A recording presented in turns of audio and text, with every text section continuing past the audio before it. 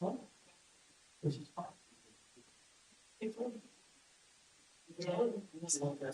soon as that comes up, it's mine. Right. I'm starting now. We're streaming, not recording. It does start. I didn't hit start recording. Oh, because because if we Thank you.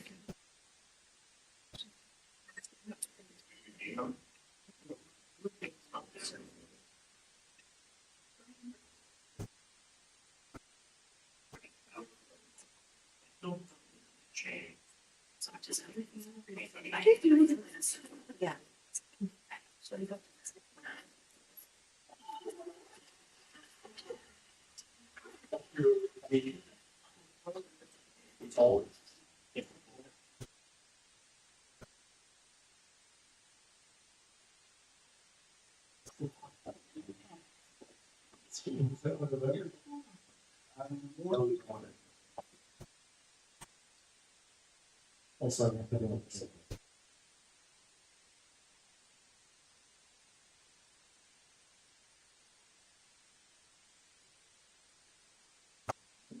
Oh, you want it? I saw it. Oh. Yeah.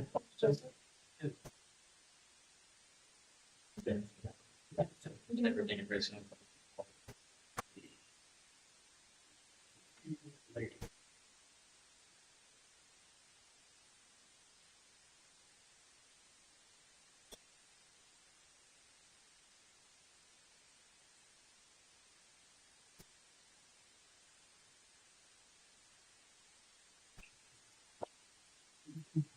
Hold on, give me a minute.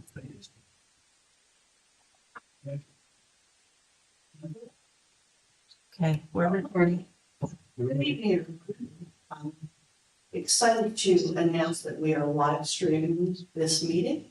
The link to the live stream is on the website.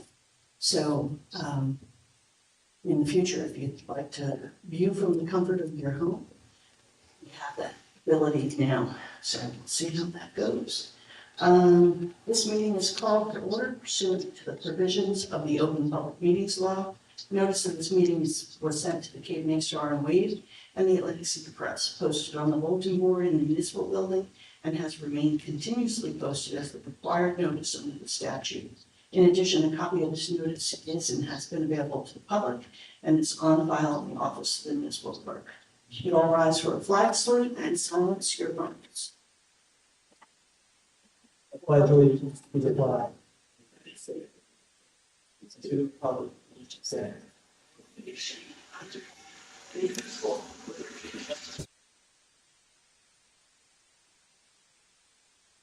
Mayor Antonicello, Here. Deputy Mayor Dick, Here. Mayor Sabo. Here. The record also reflect Clerk Teresa Antiato, Finance Specialist Lauren Vitale, our Solicitor Frank Plata, his Associate Zama, our Borough Engineer Chadwell, and Chief of Police Steve Dutchy. First order of business is our work session.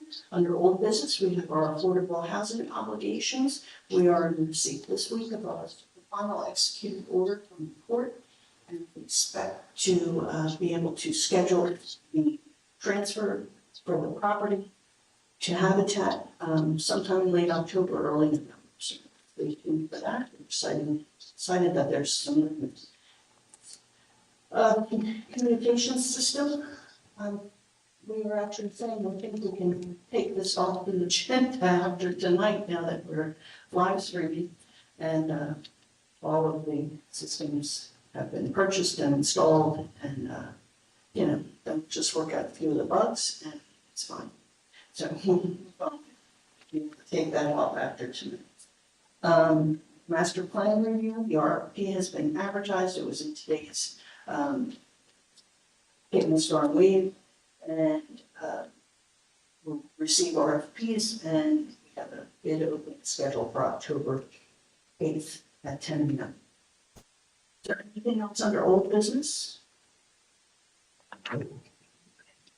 New business, we have a request to discuss special events ordinance. Jack? Shan? Good evening, Commissioner Antonello. There seems to be a lot of questions regarding the special permit regarding certain events that go on with the borough and the ordinance that read special events and certain requirements, and it seems to be vague with usage to who, if you work there, city employees work at the event, is it a special event, if the roads are used, or if the roads are not used, it kind of seems to be a gray area. So I just like to discuss that with the council. We had some communications with the council, we back and forth with some emails. And it just wasn't sure, so we thought maybe we could look into the ordinance and change it and amend some things that would clarify things. You know, what's special, a wedding or an event that requires. Such as these new events that weren't existing when this ordinance was written, like the cannabis and the hemp event that's happening soon. So that's how we got to this.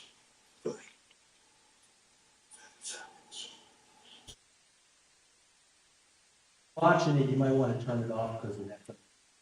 Thank you.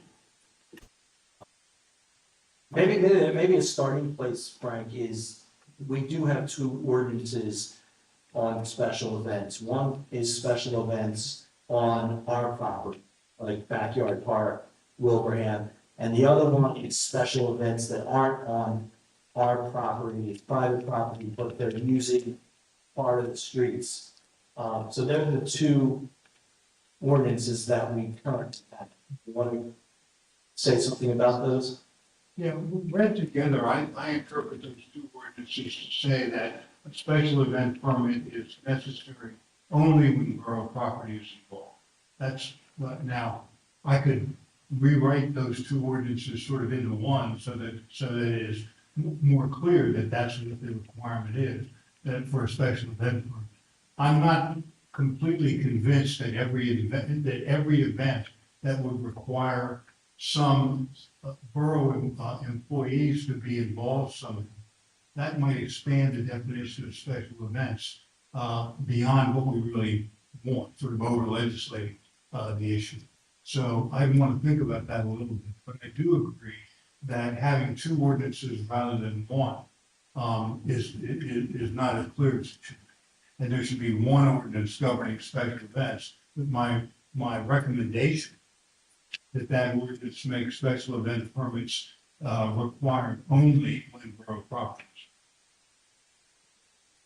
What about a situation where it's on a private property, but it's not our jurisdiction? Should we, do you think that we should request that, for example, if it's on a preserve farm, for example, and it has to get approval from SADC, should we write into it that not that we can say yes or no, but we need to know that they've gotten approval? That's something I should consider. You know, even when it's not a special event, for example, like this cannabis festival, we require a traffic plan, a safety plan, insurance, indemnification, and we have all those with respect to this cannabis festival. And perhaps the ordinance should say, you know, that the revised ordinance should say something like that. Yeah, they have to provide a permit from SADC, even though it's not our jurisdiction, it's happening in our town. They have to demonstrate that they've gotten the approvals that they need from, you know, other governmental agencies. Well, okay, I'm just thinking too, for purposes as it reads in this, in our ordinance, a special event shall mean exhibition, show, athletic contests, run, race, bikeathon, block party, entertainment, or other similar event. I guess we should, you know, just kind of think about if there's any other current language we want to intrude ourselves with.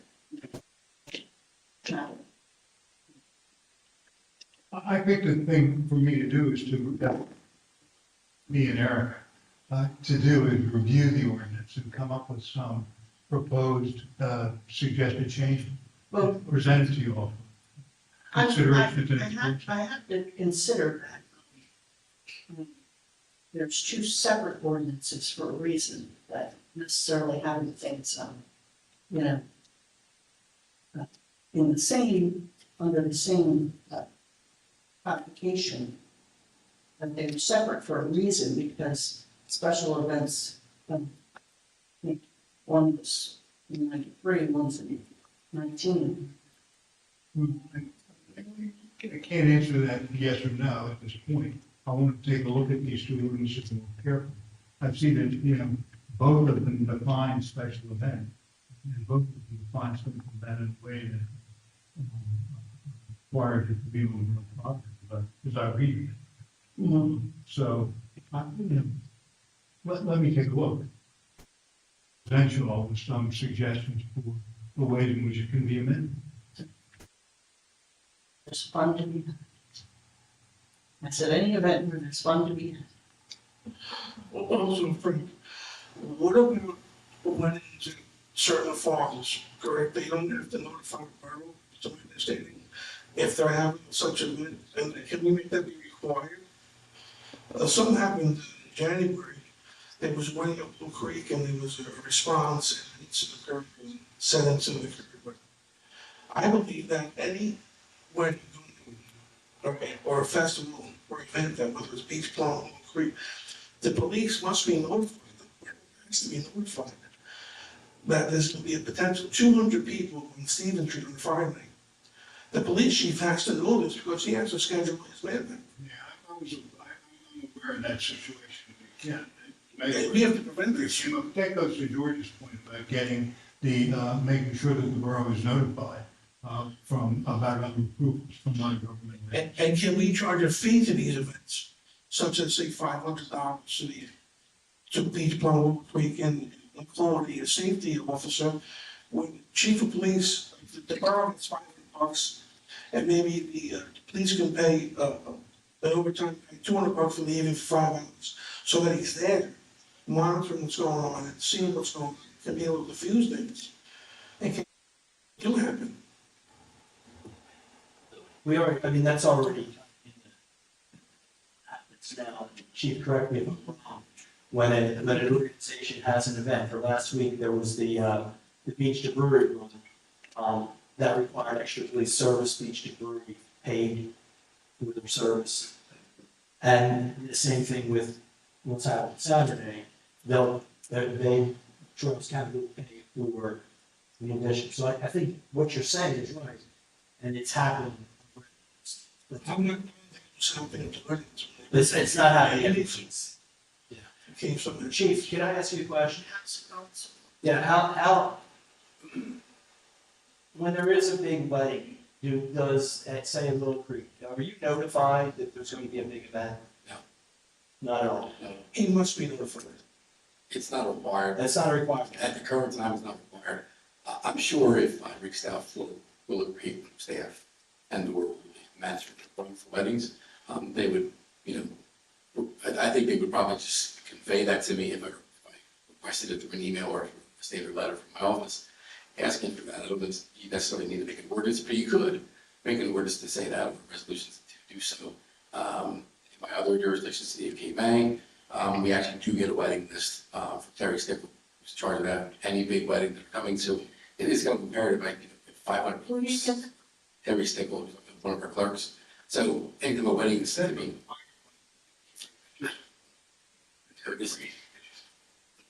I have to check that, but I think anytime a wedding's to be held in CapeMay, we do get notified. Terry puts that out weekly, so that Friday, Saturday, Sunday, I at least know there's gonna be an extra 500 people somewhere on, but I think it's only if it's on the beach or one of our properties. Because if we're having a wedding that's being officiated at the road at the Cove Pavilion, then that requires us to be notified because it's one city property, even if it's 10 people. We get notified and she'll just send me a list of weddings for the weekend, which wouldn't be a bad idea in this time and climate. As commissioners have asked, we have some type of notification, but that will be required for the entire borough, not just one location. So not that we have weddings anywhere else, but There was also a recent amendment to the right to farm, and right to farm, and also the special occasion, it's the wedding. Reserve farms. Farms are subject to right, have right to farm. Yeah. And that that law is currently in the process of being sort of clarified by the state agricultural development committee, the extent to which it extends to and requires notification. So I can check with the SADC as well about that and see where they are. That would be one But that's option and not something another. Yeah, same. And the notification wouldn't hurt, you know, Agree. sort of aware. That's by ordinance or just a courtesy from venue I to can the see city. if I can get mail on my end, and I'll email. Yeah. What other thing? So, I mean, I like the idea of combining the two ordinances in one and clarifying it. One thing that we just talked about was the State Agricultural Development Committee's jurisdiction on a preserved farm. And I have their question and answer in front of me.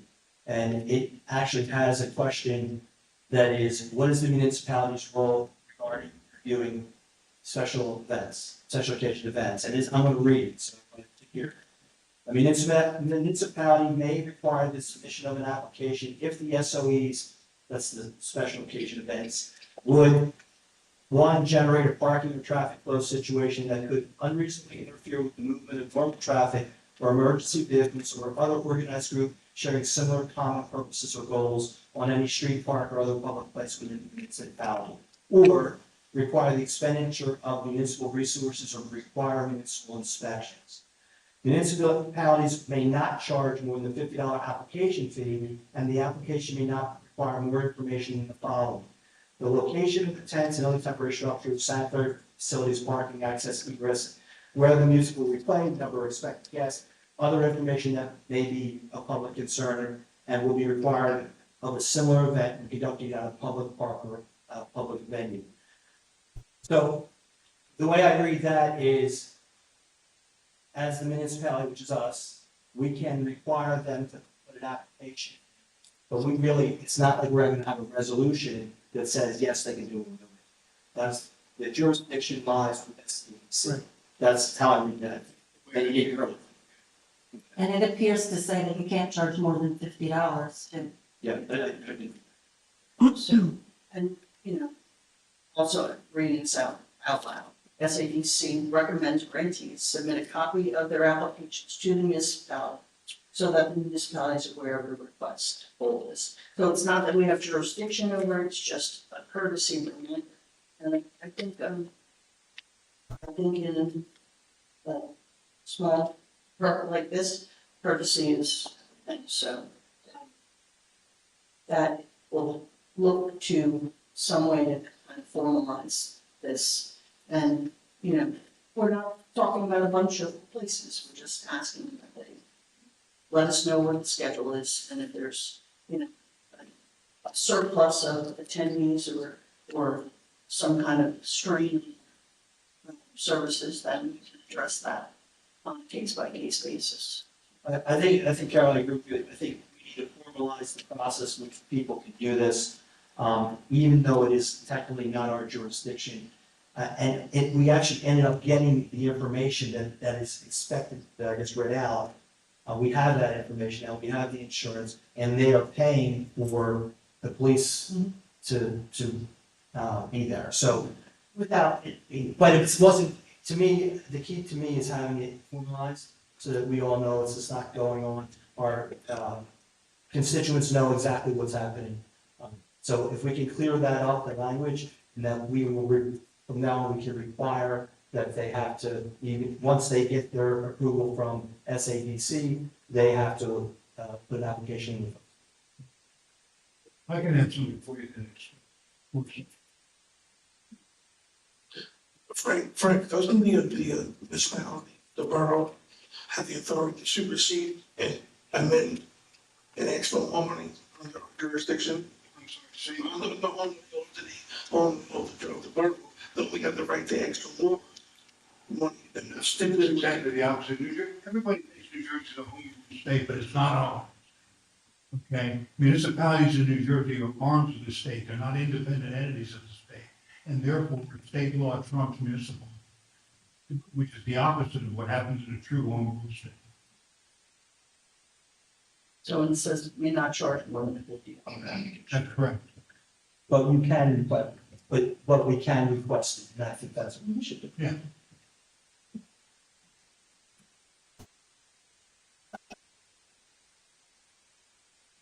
Thank you.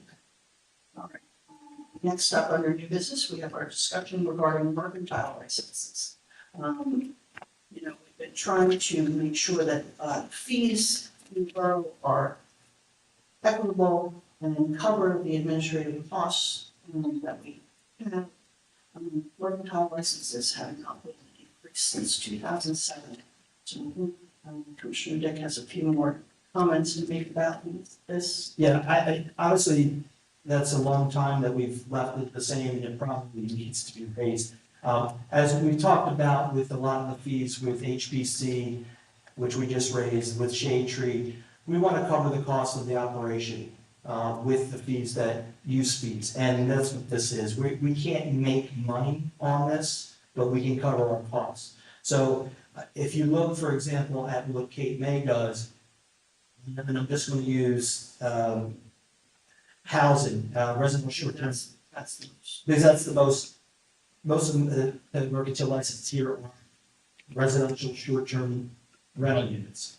They do it by square footage. So if you have, whatever, it's $200 for up to 1,000 feet, and then it's $250 for 2,003, and so on and so forth. If you have a 5,000 square foot house you rent out, your mercantile license, if you're in CapeMay, it's $500. Here, everything's the same. It shouldn't be. And we're gonna change it. It will probably model a little bit. CapeMay just had a meeting the other night, and they're raising all the fees. I have their list here. I'm gonna actually talk to them and see what their thought process is behind this. But I like to see this done. We need to get it in place in the next month or so that for next year, it's already. And then again, as Carol mentioned, we're going through each department and looking at the fees, and most of them haven't been touched in years. And, if you look at the CPI from 2007 to 9, it would be up 50%. Actually did do that. So. Jack, anything? One thing with the fees, we're in the beach town, we're in the beach, so their fees can be little, make this high equal to, and be this. Well, I mean, I can't argue. I didn't really understand. Yeah. Just because the beach down doesn't mean we have church. You don't have sewerage, we're in the beach town, I was understanding why you guys are in the beach town, I'm thinking, you can't charge a CapeMay charger, well, we're not CapeMay City, that's what I'm saying. Take it for what you want to take it for. Okay. Did you, George, I'm sorry, didn't you want to say something about the discount rate? Did you want to get Yeah, into I that? mean, one of the things we do is we ask people if they pay early, we'll get basically 50% discount. I don't think that's appropriate. So we need to rethink how we look at a discount for people paying earlier. I think that when that was put in, it was an incentive to get more people to do it. We end up having to, basically, people want the discount, that's the day. That's right. Yeah, I think it should come out, so, yeah. The fee has to be reasonably related to the processing application, and that, in my mind anyway, eliminates the new. Okay. Sorry, could I say one? No worries. On the first page of the mercantile license code, section for 1.3 terms of license. Frank, the sentence that says, renewals shall not require submission of a new application form, we would need that changed. They do have to sign a deed, a renewal form every time. We have that changed. Didn't hear what you said. Okay. So under terms of license, the first page, it says that in our code, annual renewals of mercantile licenses previously issued shall not require submission of a new application. It's not a new application, but they do sign a renewal application every time. So I don't know if we want to clear that up a little. Thank you.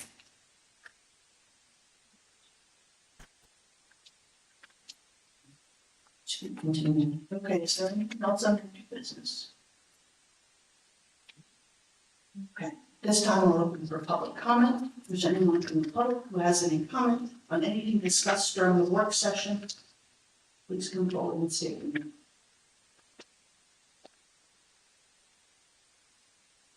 Hello, I'm Catherine Greenan, 635 Fourth Avenue. And I feel like I visited this before, but this, you have to get the vendor for this sound system to sit in the audience and hear this, because it's coming out very muddled. It's like all of you are in a submarine or underwater. It's not crystal clear. Okay? I mean, I'm struggling. I know I don't have the best hearing in the world, but I am struggling to understand some of you. So it's almost like I wish we had captions. That's because you're very good. I can understand what you're saying, and I can understand what you're saying. But the rest of the people who have spoken, well, I don't know whether it's too basic or what. I'm not a techie, but Yeah, and you know what, Jacob, what happens,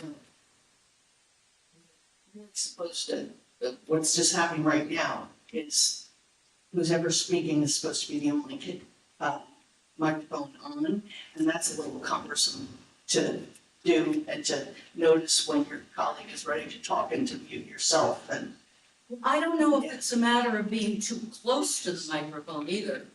I don't know. I'm not a techie, but I can't hear you.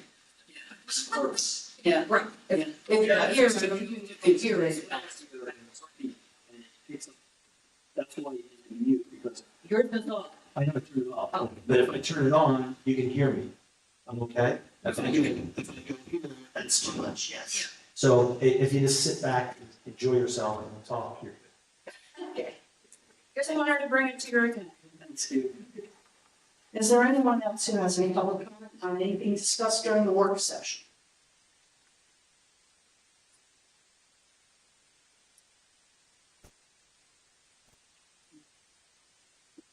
Jim Lumberciano, 127 Vermont Avenue.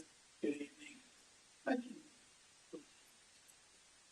Okay, I do take exception to what you just suggested about raising the mercantile fees, because when CapeMay first imposed mercantile fees, they were $500, 2007. At that, CapeMay was only charging maybe $200. Or way higher. So there's a subsequent, they come up because they put other fees on there. Like if you do business in CapeMay, they have the big business improvement district fee. Even though you don't live there, get the mercantile fee, you have to pay that. So I think the fee is fine as it is. We don't need more first. And Jack brought up a very good point. We don't have a beach. West CapeMay is at a disadvantage when it comes to tourism. These people are there, they have the beach, they have the mall, they have a lot of things. So high fees over there are justified. They bring in the income. Okay, it's not an income generator, we're just trying to cover our administrative costs. So What are your administrative costs? the cost of licenses and mercantile license. What is that? That's what we're looking at. I mean, it's $500. Not only that, you charge, the bigger the business, the more they pay. Look, if you're in the tourism business and you have a lot of guests coming and a bigger house, you're paying more for water. Water starts out, what, $10.80? Yes. This is public comment, go ahead, Jim. Okay, it starts out $10.80 for the first 30,000 gallons. Then it goes up to 4 stages. So it gets up to the time where I'm using a lot, where I'm paying $12.80. I'm already paying for the privilege of being in business. Now you want me to pay more for a merchant fee? And by the way, how do we pay for trash collection?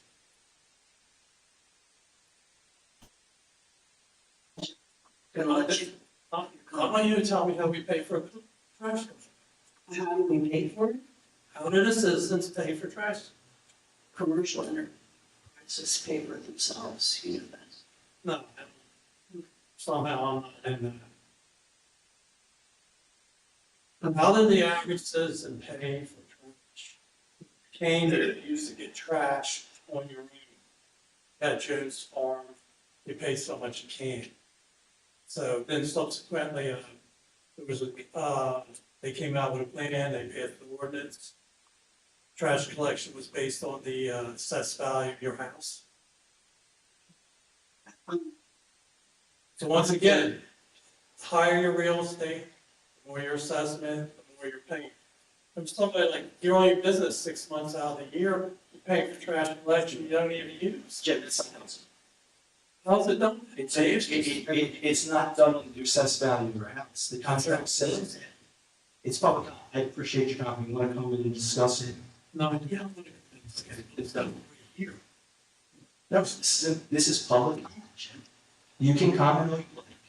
okay, Thank you. but you know, what else stuff. I just told you about some. You pay your taxes. We have a bill that says it's X number of dollars a year to pick up your trash. It's part of your tax bill.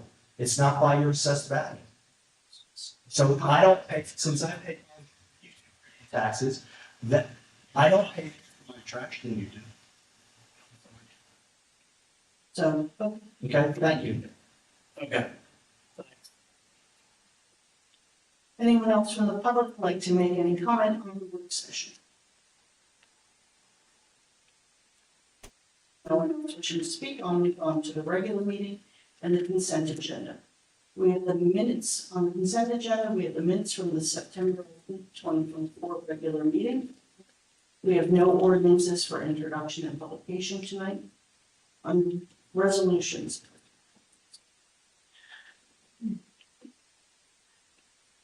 Resolution 136-24, approving a raffle license for the West CapeMay Elementary Parent Teacher Organization.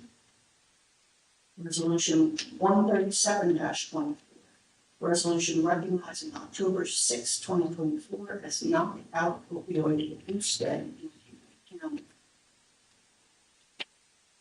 Resolution 138-24, this is a shared services agreement between West CapeMay, and CapeMay Point for the Cape Island Joint Rabies Clinic. For those of you that don't know, we share the service so we can offer a free rabies clinic on a yearly basis on the island for dogs or cats. So CapeMay City will be 2025, West CapeMay will be 2026, and CapeMay Point will be 2027.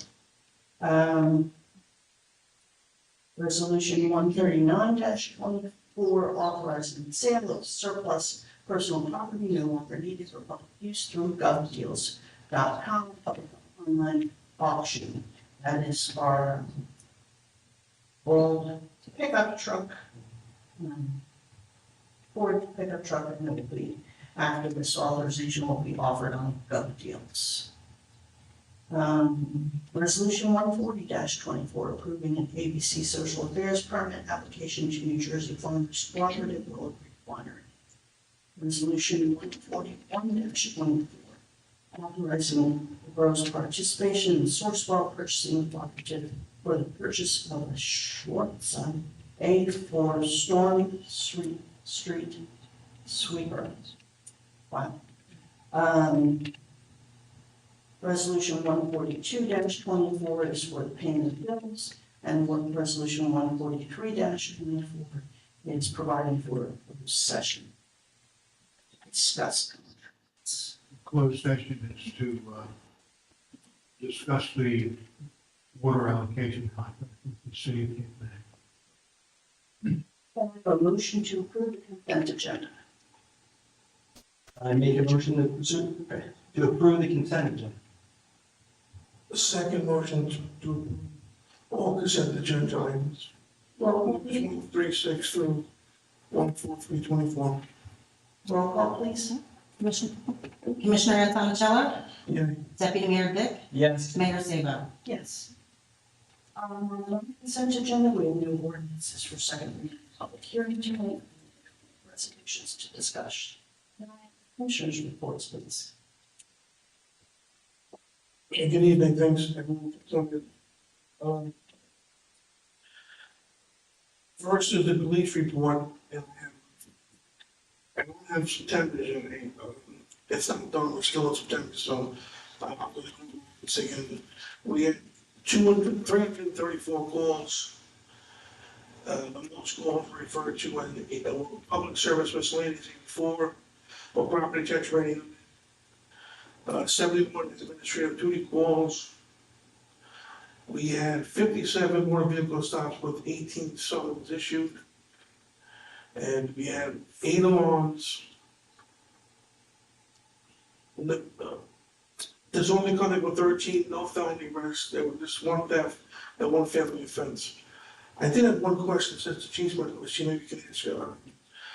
Do these calls piggyback the fire ambulance calls that does a cop ride with the ambulance as well? So if there's an ambulance call to say someone's house on Broadway, sometimes the police, would that call go under the, I was looking at the survey, a public service call, miscellaneous? No, so what you have there in the general goals, they'll be mixed in with that. What you probably should ask for is a report from Chief Coulter on the EMS report, because CapeMay doesn't get an EMS report from Chief Coulter or a fire report. They can delineate West CapeMay out of that. That's what I would, to get an accurate number of EMS runs to here, I would get that from Chief Coulter.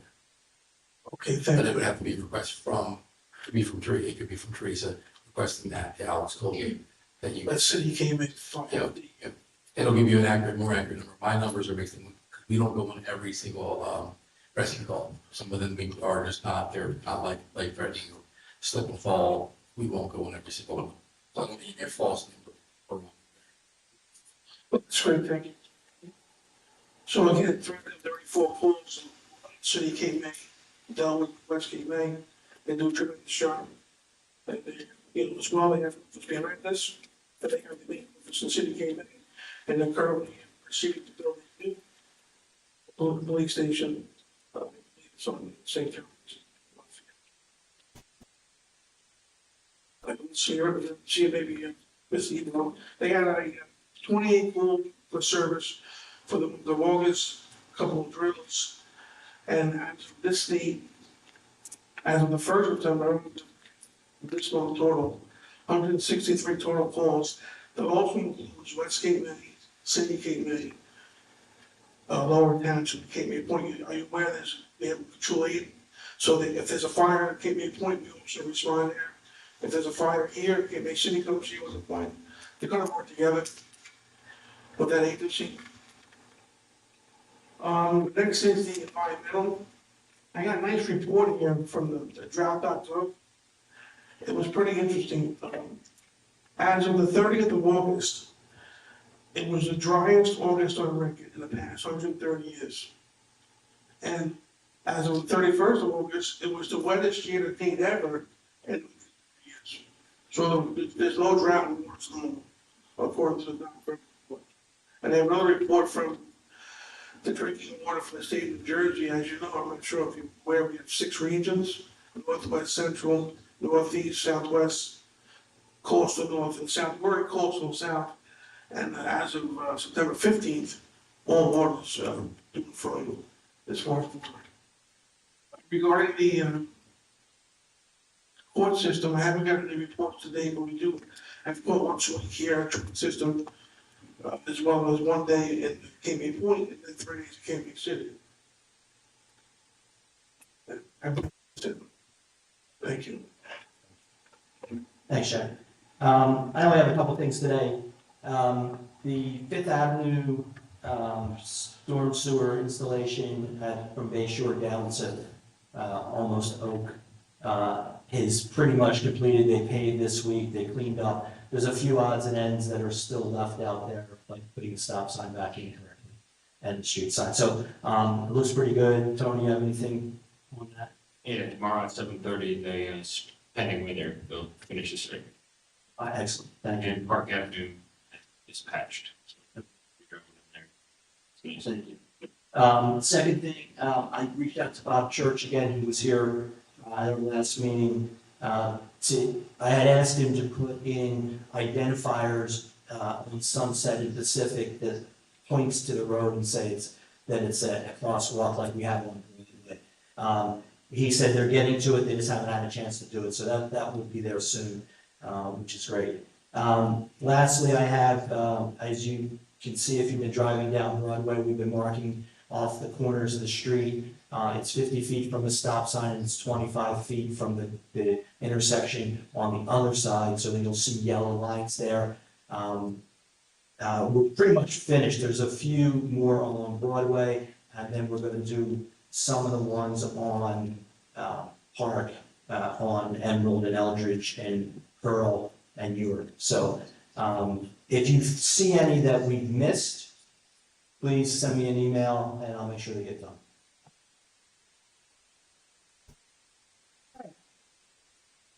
Let's go. Tomorrow morning, is the Run for the Fallen. For those of you who are familiar with the event, it starts in CapeMay Point and it extends the entire length of New Jersey. And there is, at every checkpoint, there is a service person who has fallen in the line of duty, and we honor that service person here. So Sergeant Philip Zaneri is the individual that we honor here. Our staff will be out at 8:30 in the morning. Please join us if you'd like to join his family and cheer on the runners who are running. It's always a solemn event, but you can see up on the calendar of events, we have that Run for the Fallen.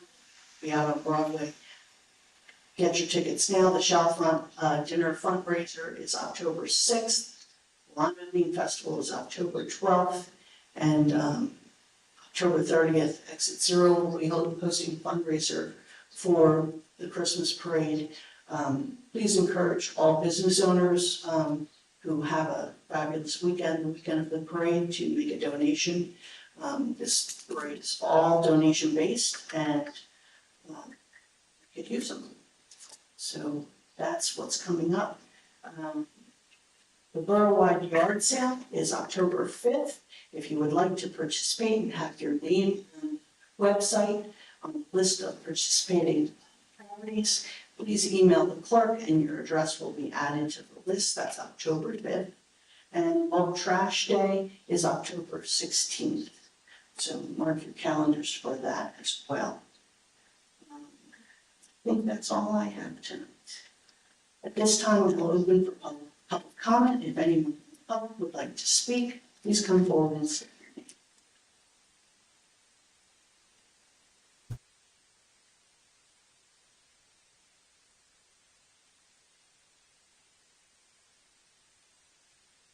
I'm Ken Lamb. I voted 129 Stimson. I'm curious what the borough budget was this year, total number. 2 million. Sure. Yes. Around $2 million. How much tax we get from Canada House? That's public record, Ken. I don't know the number off the top. So this is me. I figured about 150. Yeah. For the year. It's well, back in the good old days, we had 4 licenses. Suppose we had a delivery, another 100, grower another 100, and manufacturer another 100. That's for 450. That's almost a quarter of the budget. As a senior citizen on a fixed income, I'd appreciate everybody else paying my taxes. Thanks.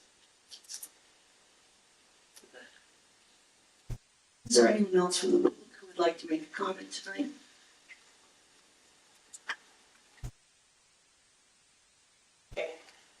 Mary Clark, 504 6th Avenue. So it's a request, but it's also a comment, request for a couple more stoplights.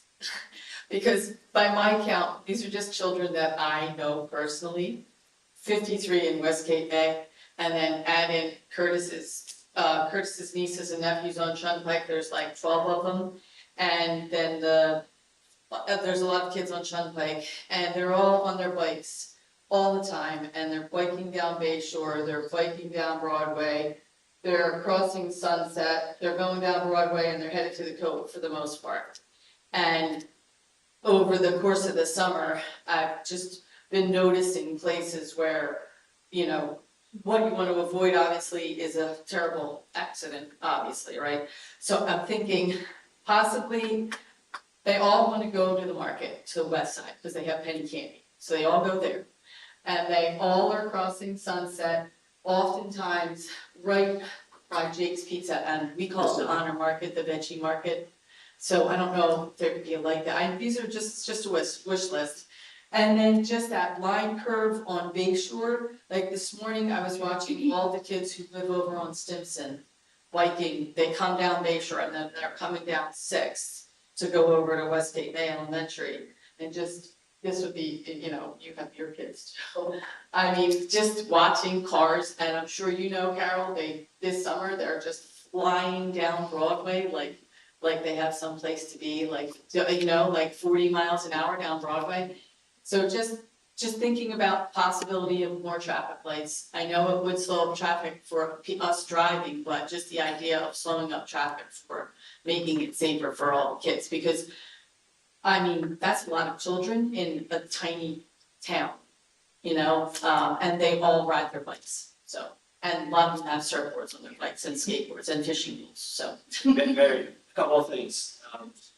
On the second Wednesday of every month in CapeMay City Hall, we have a bicycle pedestrian meeting on the committee. Oh, okay. Ken Lamb has been there, a lot of Okay. people in this room have come to the meetings. And He- these he- things, he- and he- it's pretty, it's pretty far along on some of the projects, but details like that are great, that you, if you can come and bring those up. I can say them, and I do speak a lot in those meetings, It helps but to hear. we have a lot of West Cape people have come, which really helps us out. Just to address one of the intersections, that's the Sunset Park. Where's that? Sunset and Pacific, Yeah. which was this talk, that's the one I talked about. Hopefully, when they redo the road, what we're gonna do is we're gonna have the flashing lights, you press the button. So Oh, that, would be great. and speed tables, on that. You weren't here when they talked about that, so that's really good. Yeah, when they're crossing there too, you know how you cross and if you're right by CapeMay Construction, and there's a little thing up on the sidewalk, but it needs to be a little bit bigger so that. That sidewalk's gonna be fixed, there's gonna be a loop that goes all the way out to Sunset. It's gonna go out to the nature preserve, and then it's gravel, that's off the road. Okay.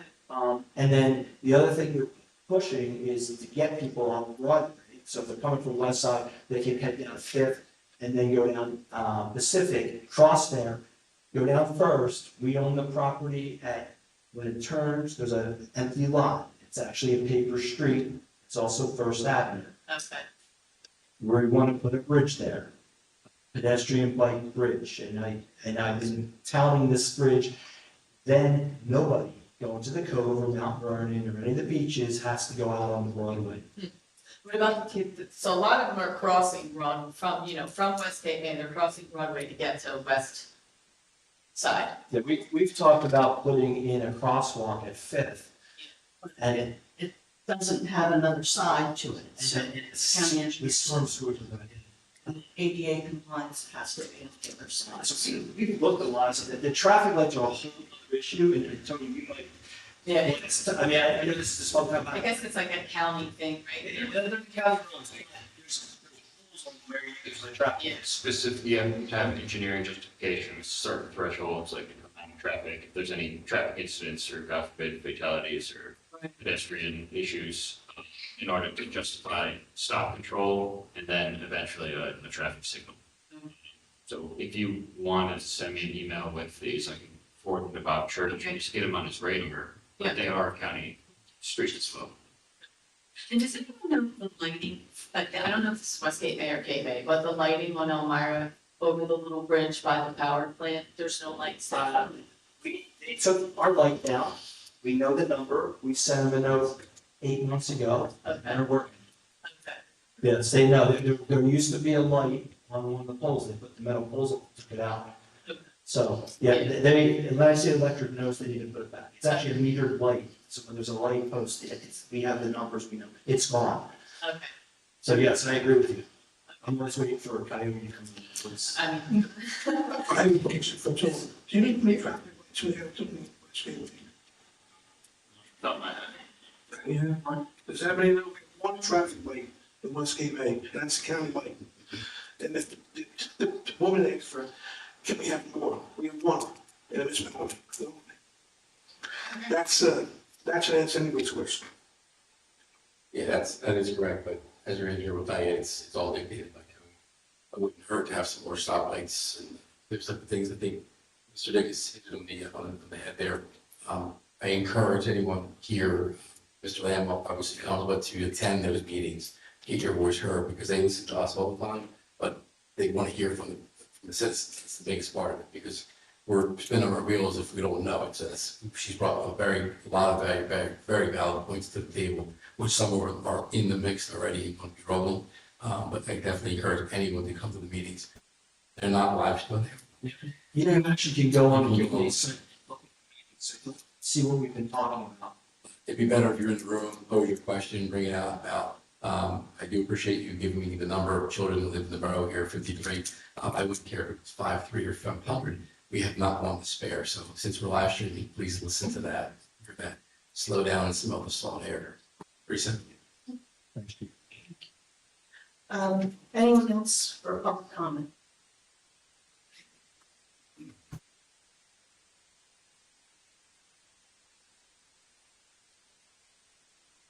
Bud McDonough, 135 Third Avenue. Yeah, I agree with the woman who just up here about the bicycle and the paths. In Florida, I've seen this and it works really well because it's the flashing, after you press the button, it's a flashing light that makes people aware that someone wants to cross. Because the people that are in the crosswalk, if they don't attempt to step out, nobody's stopping. They just keep going by. And right there, Pacific and Sunset is one of the key ones. But then also by the, right, what's the little market again? It just jumped out of my brain. Right by the firehouse, you know, where it comes down, where everybody makes a left-hand turn. Yes, there is one. There is. But it doesn't have the flasher. Oh, does it? It does have a flash. And I think most people ignore it. Yeah. I watched people go around. Yeah.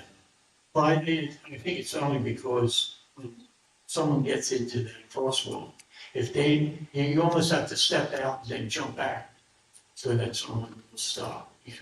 And that's what happens down at Pacific. Open. Yeah. Okay, that's it. Thanks. Excellent. Is there anyone else for public comment?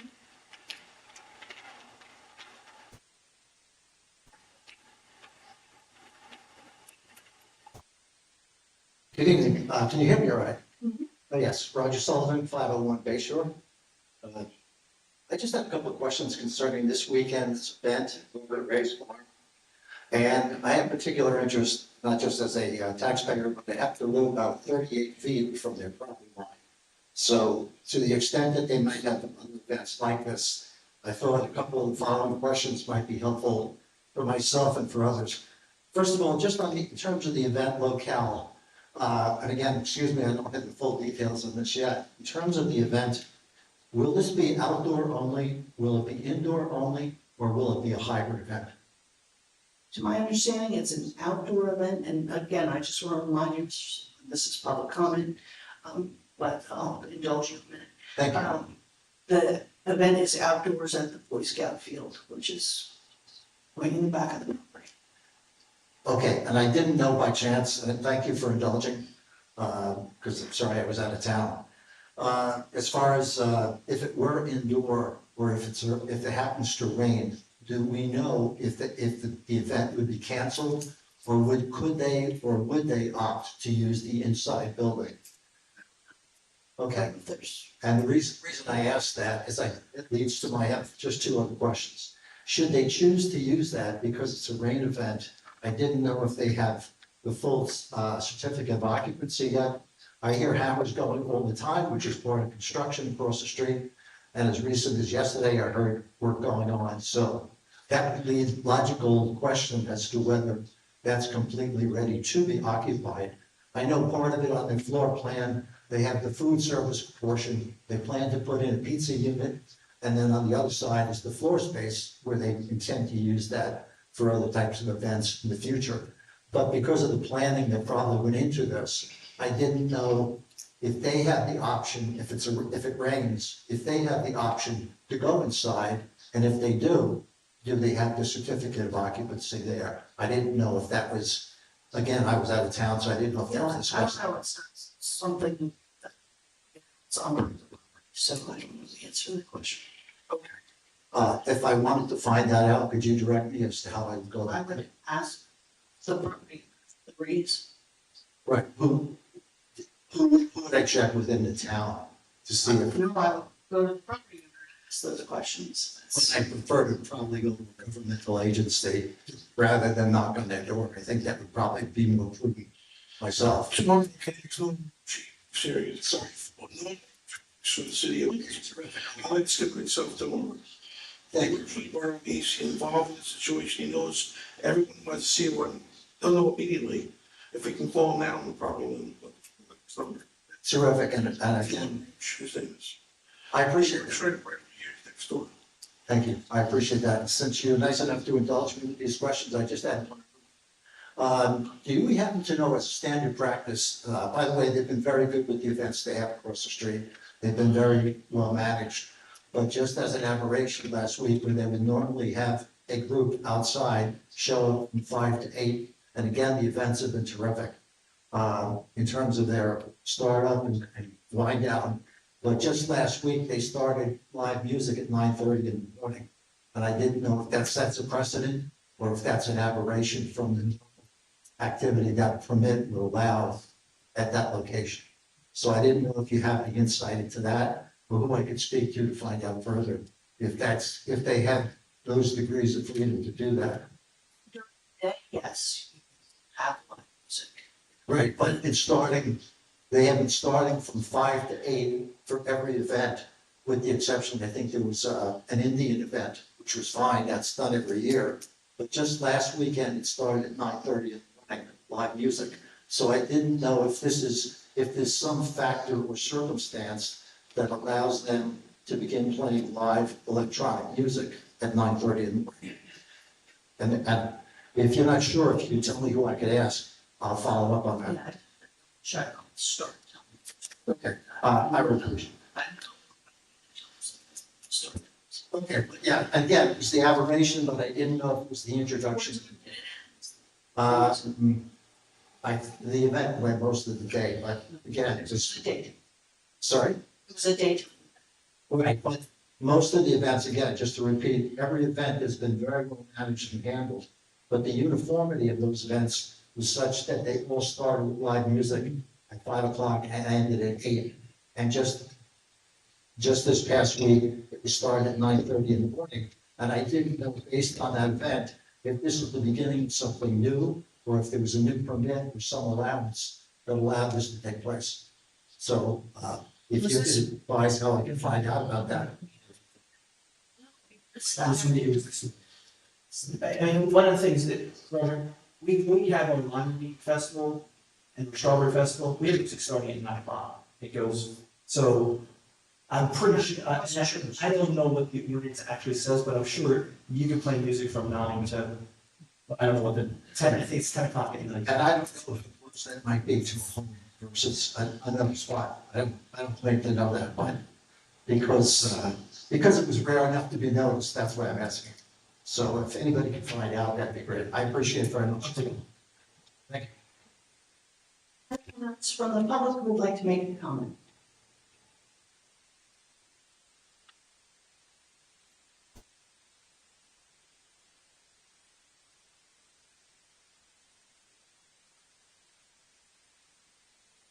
Let's go. Great, that's a good idea. I know you probably read the Herald, you love reading the spout outs, but one, I just wanted to just mention the one I read about the roundabout. I was here for the presentation by Robert Church. You heard, is there any change in what he spoke about during that meeting that we go forward with or without the grant? George, did you hear anything? It's just a different grant. So I wouldn't get your news from the spout office, I'll be honest. He explained it in the meeting, but he didn't get the federal grant they got, that state grant, county grant. So it's still going to happen. It's county money, it's not like it disappeared because there was no federal. Thank you. And when you said about the safety, putting the yellow lines from the stop signs on, how many areas do we still have to do? Do you know? Did they finish most of the? Our target was to do Broadway and the next block, so Park Pacific. That's where the trouble is because people walk down Broadway and then people park in basically what would be the crosswalk. So when we put that there, people should know that they shouldn't park that close. I mean, when we took our driver's test 100 years ago, you probably had that question, but we wanted to. So that's the area that we're targeting. Do you think there's some other areas that we might want to do? Not so much that, I'm glad they're being done, that was the first question. And just the police, I guess it's their responsibility when they patrol to ticket or if someone is in violation of it. Yes, just like speeding, we can put up all the monitors, it has to be enforced. There are guides there for people not to park there. Police force will give them a ticket if you park. It's more of an issue in the summer. And it is a safety issue because people come out of the street, you cannot see to make the turn. It's a sight line issue. The one thing about the sight lines though, we're gonna start going to people who live on corner streets to make sure that their sight lines are clear. And there's a lot of them. I drove around with Green Bays a couple of weeks ago, we just made a list. So we'll be sending out notes saying, hey, you need to clear up that, so people can see it. Thank you. Anyone else from the public who would like to make a comment?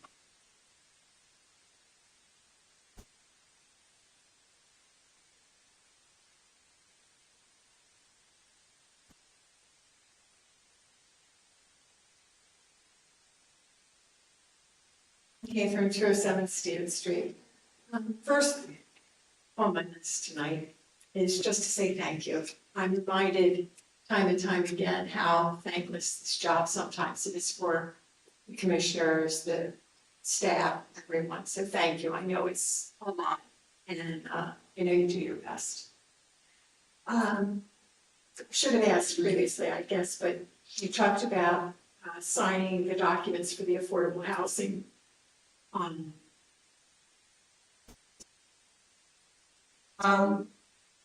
You said something about the language transfers. We received the executed order from the court, and then we schedule that closing, yes. Okay, so I could easily have missed it, but did you decide which lot or lots you were doing and which you were keeping? So if there was a, let's call it left, right, center. Center. So Because, and that was based on the shade tree assessment, which would be the east. and does that put the development closer to Central or closer to Bergen Way? Closer to Bergen. Question number 2 on my docket tonight. But what's the name of that other group for the state? Conference of Municipalities. They have advertising stuff. Did it go there too? Cast RY? They have website. Okay. Okay, so I'm just asking if it went there as well, or if it didn't, if it could be considered to do that. Because I mean, we really need a good planner, and I'd like to see a lot of people in. And finally tonight the borough's participation in the Sourcewell Purchasing Cooperative for a new street sweeper. Do you have an anticipated budget for that? How much? A LEAP implementation grant, through the state for an SSA with CapeMay Point, the street sweeper, in the amount of $191,000 and something. So there was only a minimal cost out of the budget. Okay, so the grant that you got was around 191,000. It was. And then, but there's still balance for what this piece of equipment is anticipated to cost.